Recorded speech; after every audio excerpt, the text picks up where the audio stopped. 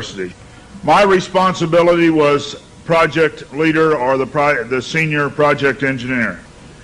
We began to work on the design of a microchip that, when it was completed, was 0.75 millimeters in diameter, 7 millimeters long.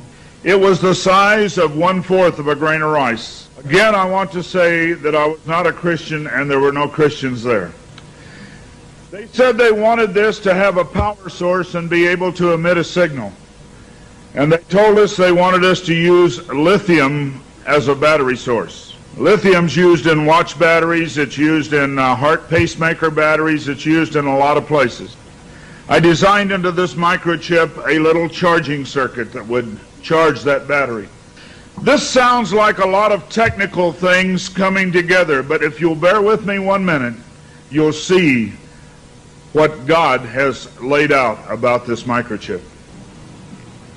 When we discovered that we needed to be able to charge that battery, I needed a temperature change, a change in temperature, to cause current to flow through that little charging circuit that would charge the battery. So we began to investigate and find out where in the body does the temperature change the most rapidly. We spent over $1 million in taxpayer money, and when the results came back, there was a lot of information. We divided it up amongst 3 teams and then came back together with that information. It was determined that there were 2 places in the body that were ideal for the microchip. One was just below the hairline on the forehead. Every mother checks their child's temperature right here. So we could have paid the mothers $1 million and saved. I never saw a mother check their child's temperature on their ankle. Always right here.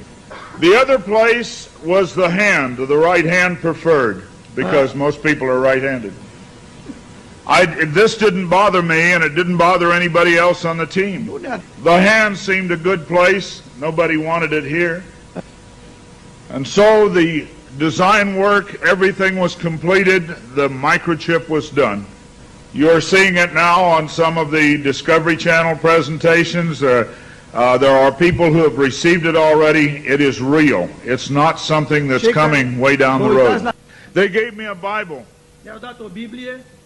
They told me not to read the book of Revelation. They said the book of Revelation is too hard to understand.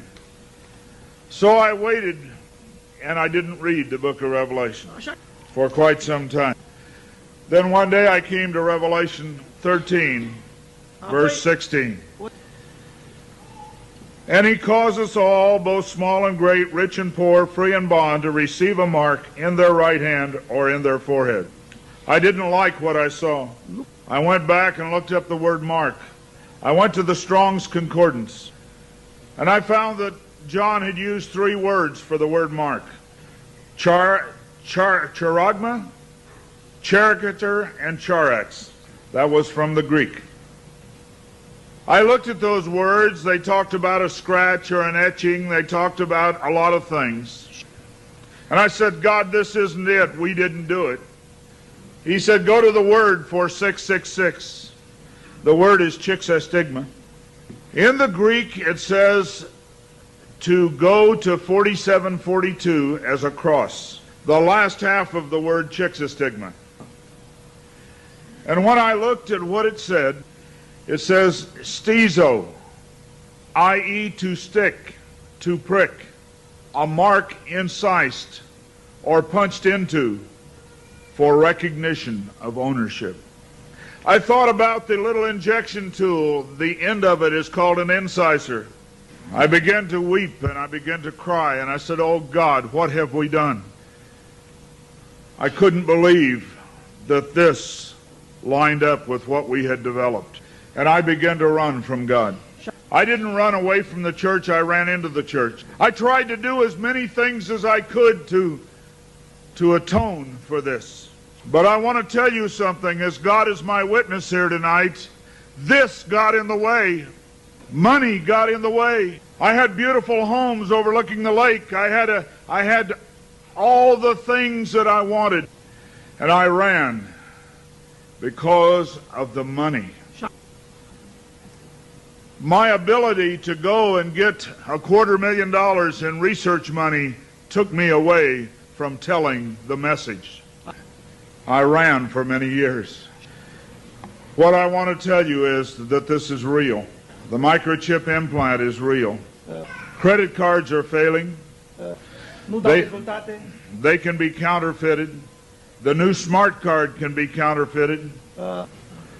They can be stolen. They can be lost. All kinds of things can happen to a card. But you cannot lose your hand. Very quickly they're going to move to this being in the hand. And I tell you, as a Christian, you cannot take this. No matter what anybody says, God's Word says you cannot take it.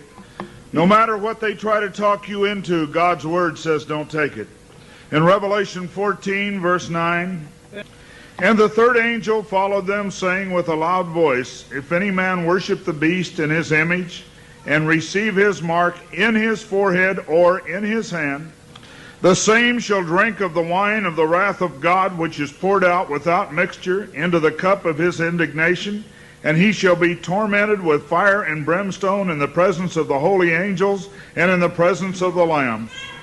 And the smoke of their torment ascendeth up forever and ever, and they have no rest day nor night, who worship the beast in his image, and whosoever receiveth the mark of his name. Here is the patience of the saints. Here are they that keep the commandments of God and the faith of Jesus. It's very simple. God's Word says do not take it. Today there have been over 15,000 babies that have been given the positive identification, the microchip. Many companies are using the microchip as identification in their top-level employees.